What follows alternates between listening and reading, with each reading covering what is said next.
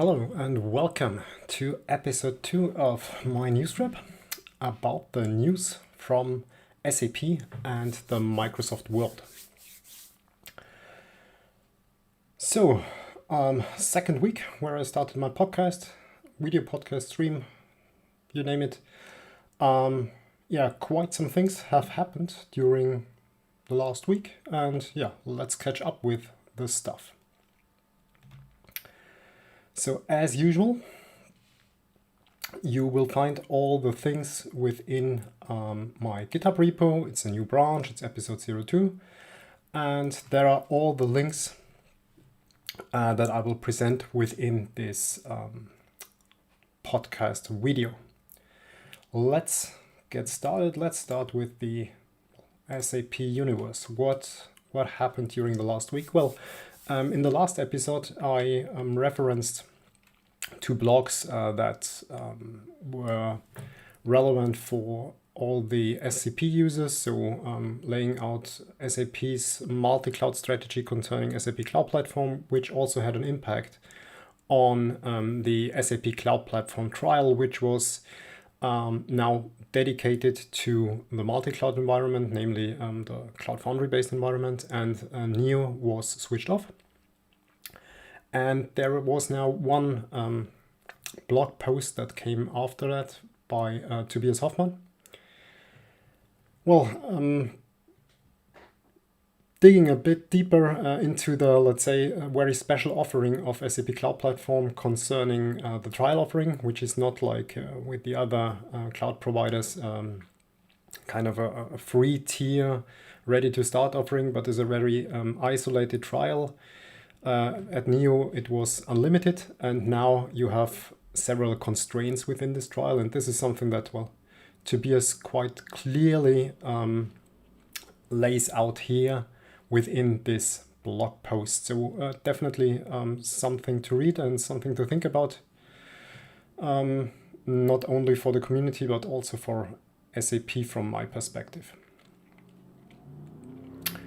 So what's also new on SAP Cloud Platform, which is something that was, I think, announced quite some time ago, 1 year, 2 years, it's a central SAP Cloud Platform. So SAP Cloud Platform Launchpad, not SAP Cloud Platform.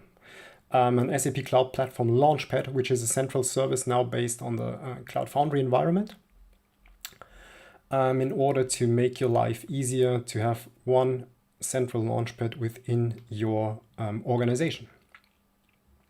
This blog kind of introduces this new approach with a central launchpad on the SAP Cloud Platform, where you can hook in all your Fiori apps and also third-party products. There is also a trial available for this launchpad, and based on the trial, I think today, Murali launched a little blog series, so it's 5 parts long, on how to develop HTML5 apps and getting them run and integrated on the Central Fiori Launchpad. And he also has one part about integrating third-party apps with the Central Fiori Launchpad. So if you are interested in the topic, I think that's definitely worth reading and definitely worth following along. There is one other news that I want to draw your attention to. It's more relevant for the folks who do integration, who use the SAP Cloud Platform integration suite.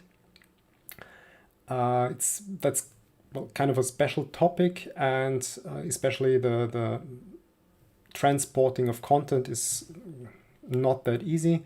And there is now one offering, which is the SAP Cloud Platform Content Agent, that allows you to transport or make your transports of content of the SAP Cloud Platform integration a bit easier. Having said that, it's still not perfect because you can only transport bigger chunks of content and not single iflows. So yeah, that's something that's still, I think, needed and would make life easier, but it's already one step into the right direction. So that's all for this week from the SAP Cloud Platform, from the new offerings, at least what I saw, what I found interesting. There is one thing that I also mentioned last week, that's the Devtoberfest, the pre-game of SAP TechEd, and there are a lot of enabling sessions. And this week there is one big topic, and that's the SAP Cloud Application Programming Model Cup, where the enablement ran through this week, and there will be one last session this afternoon in 1.5 hours approximately, which is the final session on the SAP Cloud Application Programming Model, where the topic is the deployment to SAP HANA Cloud. So if you're interested in the SAP Cloud Application Programming Model, there is an OpenSAP course that was earlier this year, and there is now this very fresh content delivered by the developer advocates of SAP that I think really are some nice and short videos that help you get started. Then another thing that's especially interesting for partners that came out today, so really hot from the press, is the Kyma runtime. So as you all probably know, we have on the SAP Cloud Platform several runtimes. We have the ABAP runtime, we have the Cloud Foundry runtime, which is the application runtime, or it's called application runtime now. And we have the Kyma runtime, which is a opinionated Kubernetes offering. And you could deploy Kyma, which is an open source project, anyway on Azure or on Google Cloud. And there is a managed offering on SAP Cloud Platform. And now this Kyma runtime is also available for partners in order to get test licenses, to get demo licenses, to get development licenses. And well, all of you who have been working with price lists at SAP, that's a very special topic, and bringing that on the price list for partners is great. That makes life easier for the partners. So many thanks to all the folks involved. I guess Marco Dorn, who is product manager for Kyma, did a very great job with his team in order to bring that stuff and make it ready.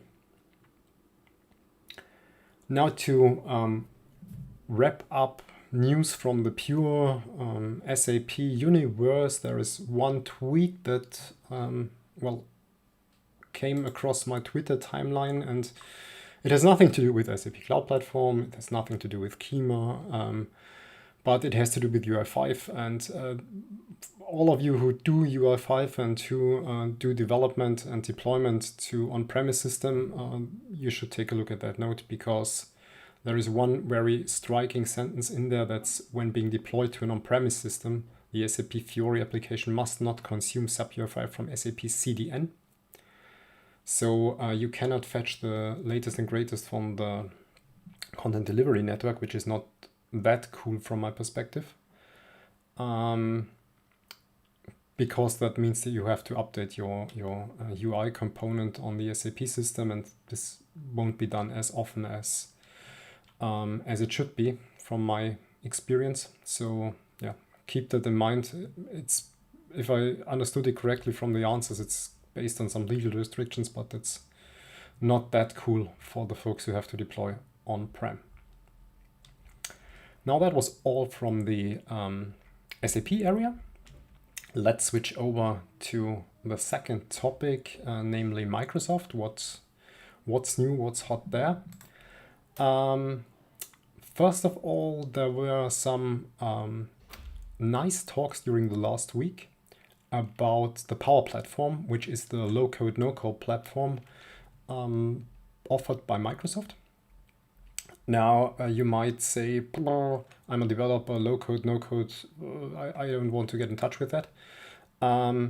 Yeah, it's not classical development, but it's a very mature platform which allows you to build some nice extensions of SAP, making use of the integration capabilities and all the other nice capabilities, building very, very lean and very targeted apps with very low effort. So I think that's definitely worth a look. And this talk that was recorded at the Azure Meetup at Frankfurt really gives you a great overview what's possible, and also takes into account some topics that you usually do not take into account when you start with the with development in some area, but are super important. Namely, it's governance and pricing.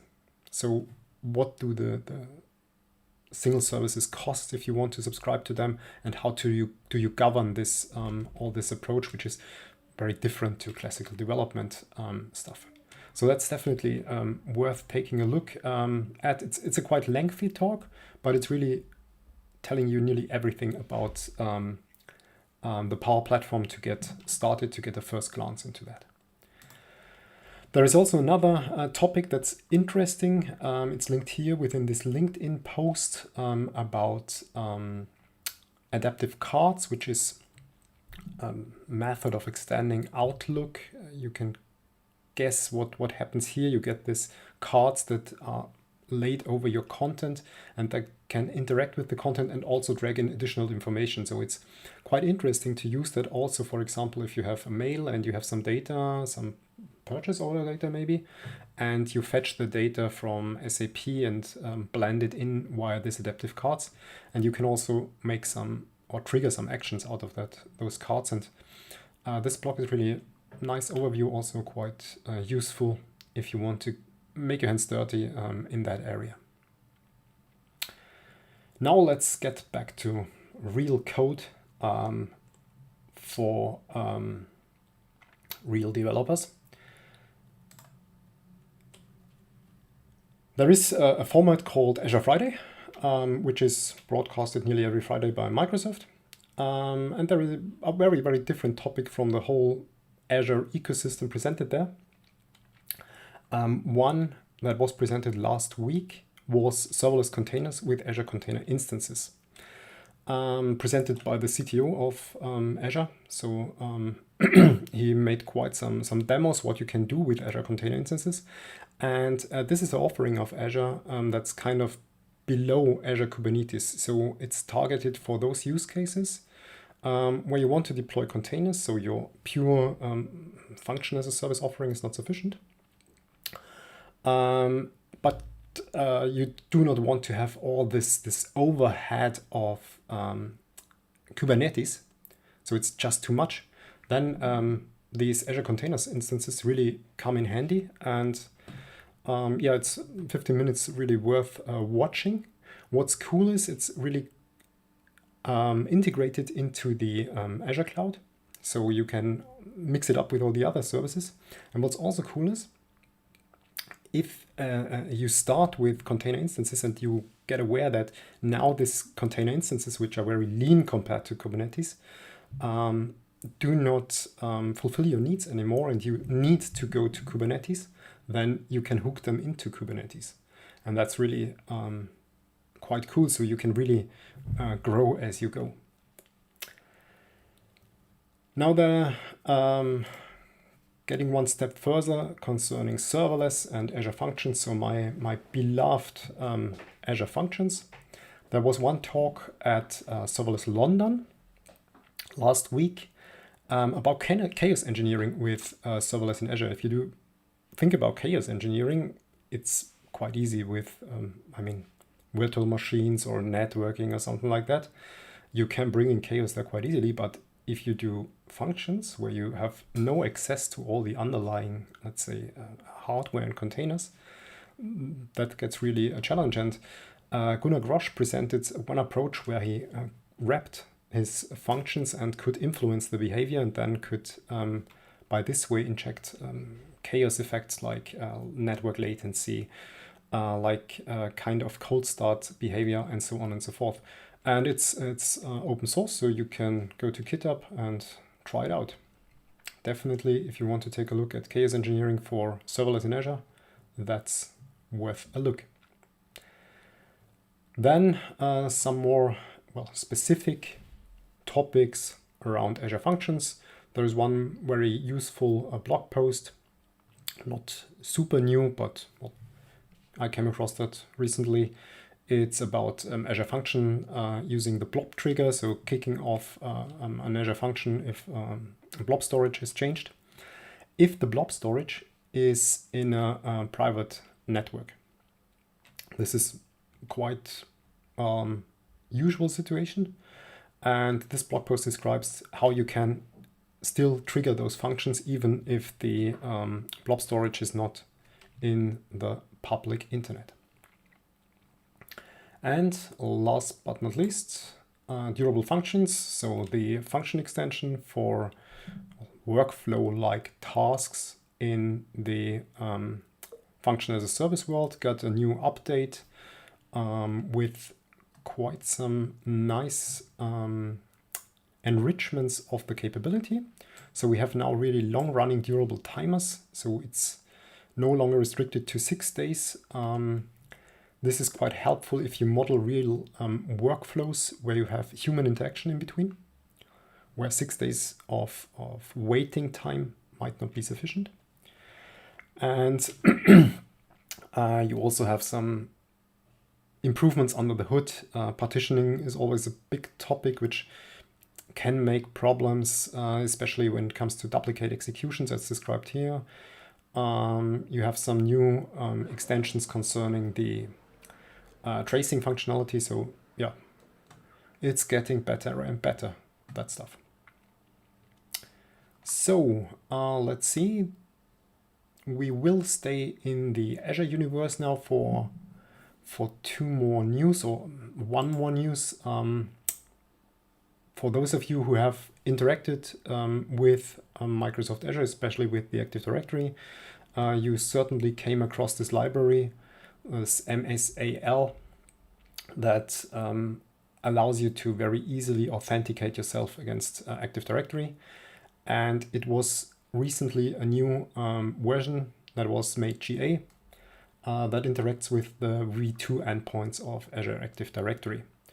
And this blog post now describes what improvements have been made, how life has been made easier, and there is also one more extensive video presented by the Microsoft 365 developer area about MSAL and Microsoft Graph, so the Graph API of Microsoft, where you interact with all the Microsoft 365 ecosystem and all the improvements that have been made there. So if you are in touch with that stuff, I think both resources are worth taking a look at. Okay, we have now had the SAP universe, we have had the Microsoft universe. Now let's bring both worlds together. What has been done concerning the the integration, the bringing together best of both worlds. There was one new video on the SAP on Azure channel that I mentioned last time, and this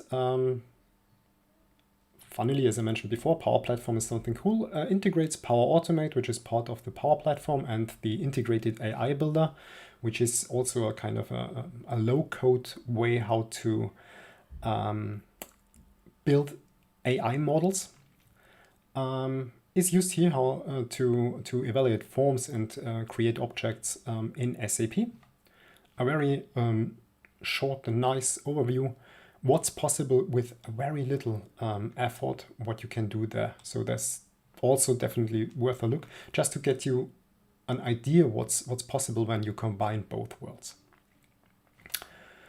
Then there is also, there was a little LinkedIn post that referenced to an SAP news that I think Henkel put in some nice iOS mobile app combining all the different worlds of SAP, namely SAP Cloud Platform.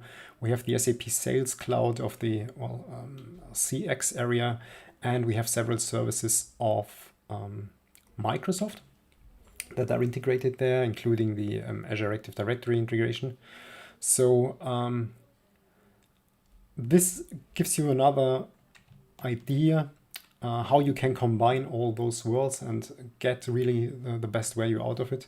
That's why I linked it. The post on news.sap.com is, well, fluffy marketing, let's put it that way. So it's more interesting to look at this integration architecture.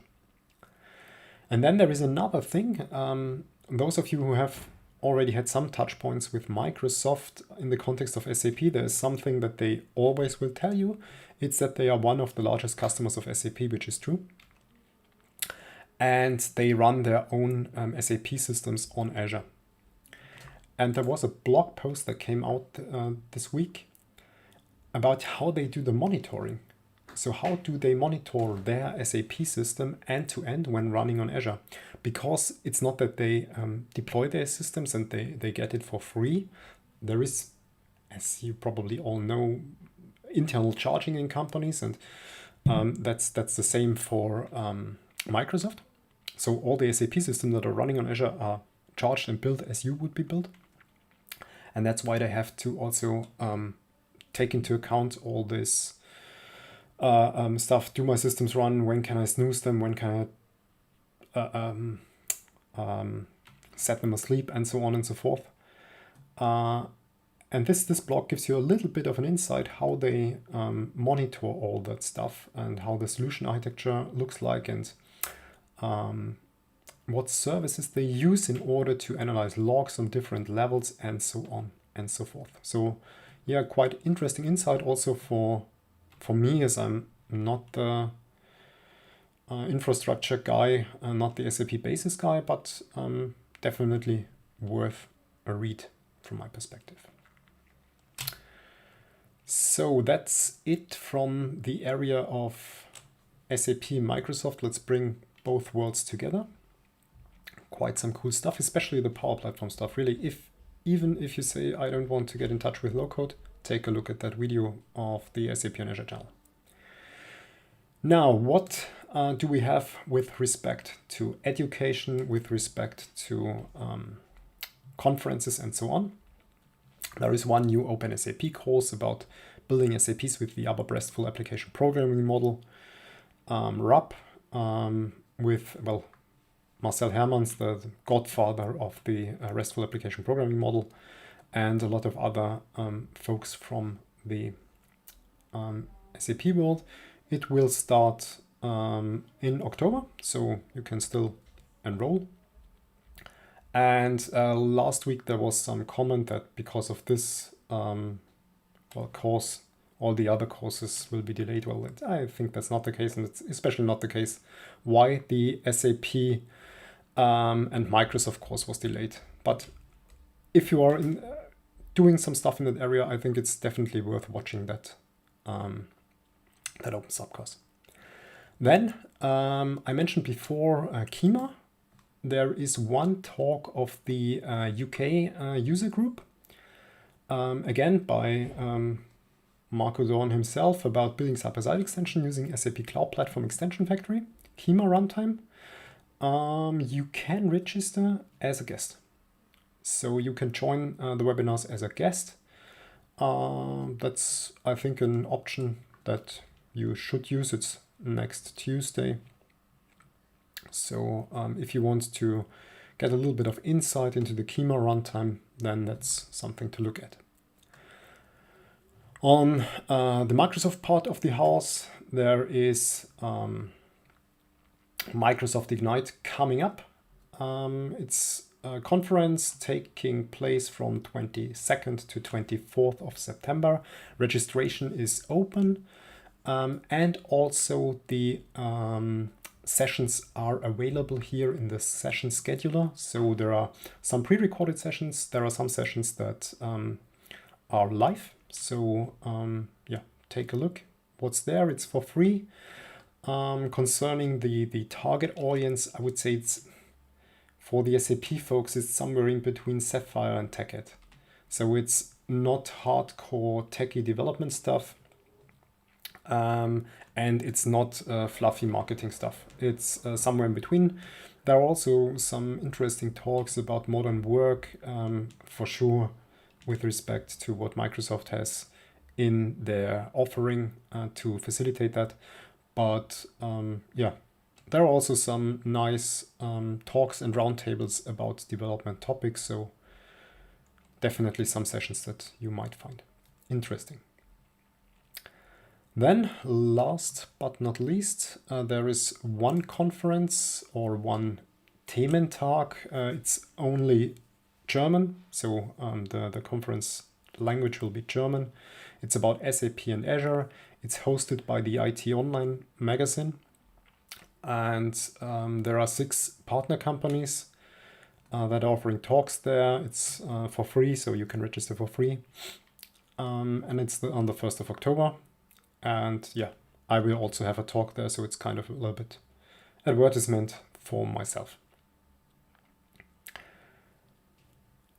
Okay, then we have 2 more topics on the list, namely productivity and developer experience, and some guy I want to give a shout out. Concerning developer productivity, there is one thing, and this is for Windows users only, so all you Mac users, I'm sorry for you. There's Windows Power Toys. That's a tool that was there a long time ago. And it was reborn last year, and now there are really some nice cool features in there. You can install it from GitHub, Color Picker. There is Fancy Zones, which really helps you when you do talks and in order to arrange your windows, so you can drag and drop them in specific areas and they get pinned there. And there are some File Explorer add-ons, there is an image resizer, and so on and so forth. So not the typical developer stuff, but quite some useful things in there that can make your life a bit easier. And last but not least, I will try to make a shout out to folks in the community who I think is worth to take a look at what they do. This week I give a shout out to Nabeed. I was made aware of that during the chat in the last episode. Nabeed Madan, he's one of the very active members of the SAP community. He's doing a lot of stuff. He was one of the organizers of this SAP online track, the 24-hour online conference that was a pure community hosted conference earlier this year.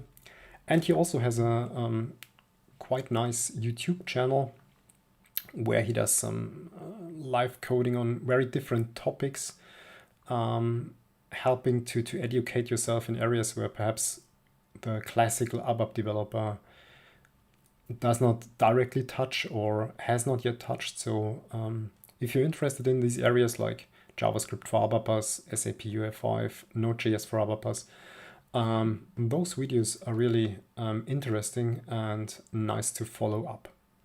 So one guy that's really pushing knowledge out into the community. Okay, so that's, as you see, I'm at the end of the tabs here. That's it for this week from the myNewsWrap area. No more news. If you have something, if you've stumbled across something, something that I might have missed, just open up an issue within the GitHub repo here, and I will try to bring it in the next episode. I will make also this episode available as an audio podcast, so just cutting out the stream, so you can also listen to that one on pure audio. Yeah, that's it. So I wish you a nice Friday afternoon and a nice weekend, and see you next week in episode 3.